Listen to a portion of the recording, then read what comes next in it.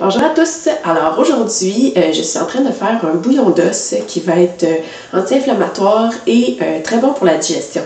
En fait, ça aide quand on a des ballonnements, puis qu'on a besoin des crampes, puis qu'on a besoin vraiment de prendre du repos pour notre estomac et notre ventre. Alors je vais vous montrer comment faire un super bouillon.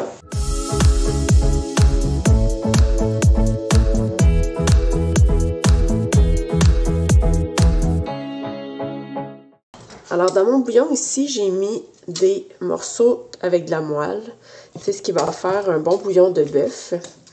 J'ai mis des tomates, des céleris, des oignons et de l'ail. Donc, un bouillon bien normal, que je vais ajouter des épices qui, eux, sont anti-inflammatoires et qui aident contre les troubles digestifs. Alors, je vous montre ici. J'ai du fenouil, de la cardamome, du poivre. En fait, le poivre, c'est important d'en mettre avec tout ce qui est curcumine pour bien assimiler l'anti-inflammatoire du curcuma, entre autres. Et de l'anis étoilé. Alors, je les mets... Non, attends. Avant de les mettre,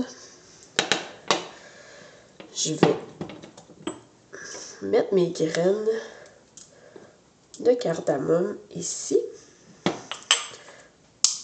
Juste pour dégager les arômes un petit peu.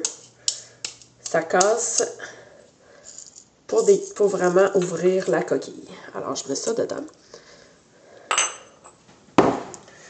Et j'ajoute le fenouil, le poivre, le thym et tout. Ensuite, j'ai choisi du curry en fait parce que dans le curry, il y a du curcuma. Il y a du curcuma qui est un anti-inflammatoire. Il y a en grande quantité dedans.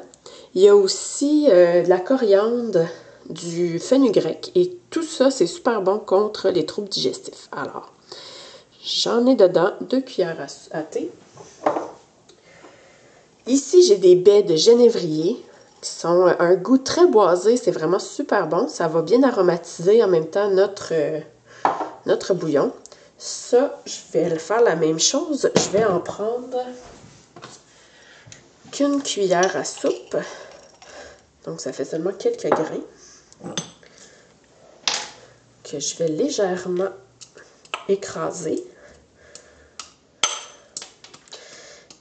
Ça revole partout. Voilà.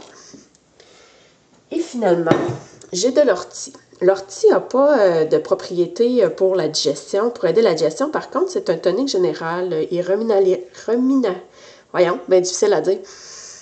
Reminarilise. Non, écoutez, je ne l'ai pas, je pense que je vais vous l'écrire. Le corps en entier, mais aussi c'est une très bonne source de fer. Donc, j'en mets dedans. Il y en a 2 cuillères à thé aussi.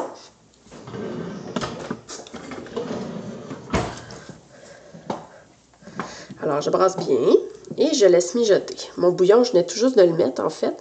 Ça faisait pas longtemps, ça faisait peut-être 5 minutes le temps que je prépare mes épices.